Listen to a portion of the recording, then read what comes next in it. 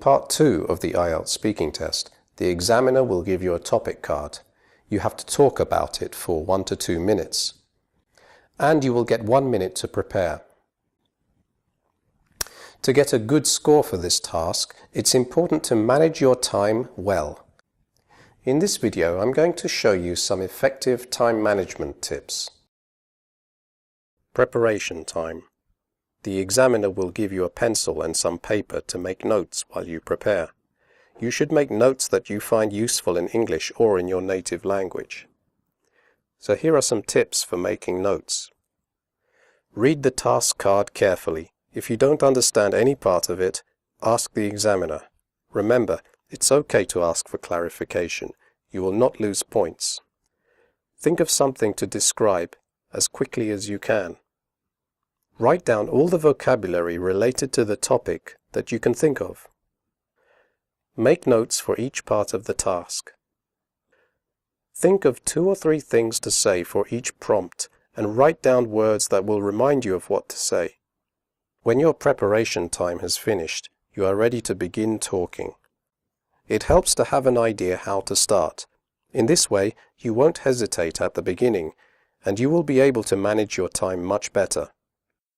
The easiest way to begin speaking is to use the structure "I'm going to" or "I've decided to." Look at this topic card and then watch the different ways the candidate can begin her answer.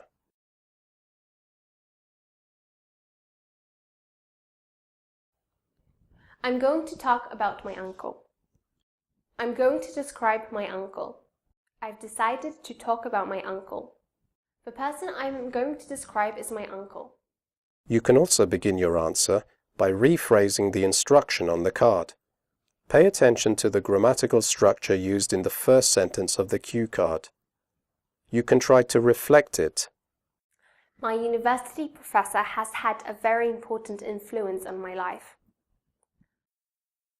Remember that if you are aiming for a very high band, you need to show that you can sometimes paraphrase and use synonyms effectively.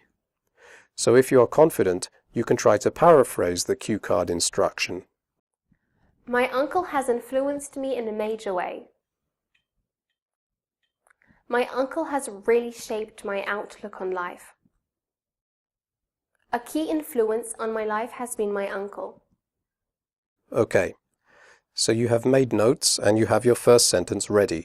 It's time to speak for 1 to 2 minutes. On the cue card, there are usually 4 points that you need to talk about.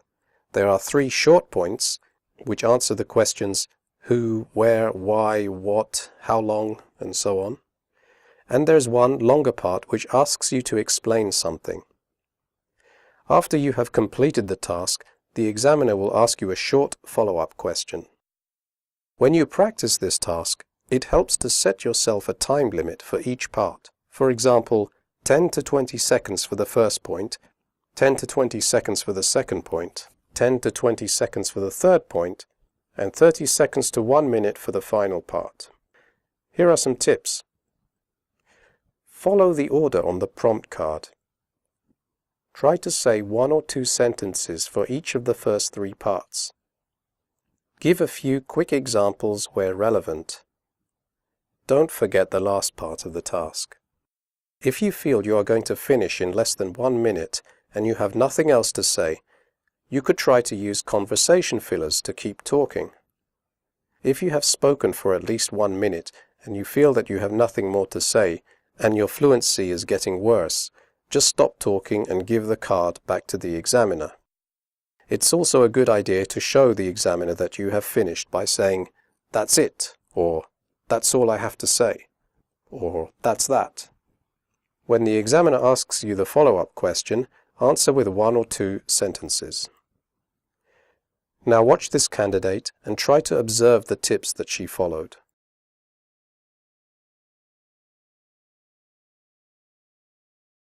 I'm going to talk about an activity that I really enjoy, jogging. I go jogging in a park which is about 2 kilometers from my home. I go jogging there because the air is a bit cleaner than in my neighborhood. I usually run for about 4 to 5 kilometers, and I always go by myself.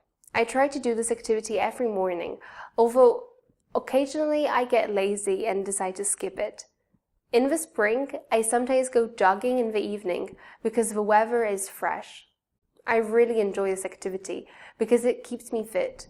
On top of that, because my job can be very stressful, sometimes jogging also helps me to relax and think more clearly. What else? I suppose it also motivates me to stay healthy in general. For example, it motivates me to eat a balanced diet. So I'll recommend this activity to anyone. That's it. It's quite popular, I think. I often see people jogging in the park, especially on Saturdays.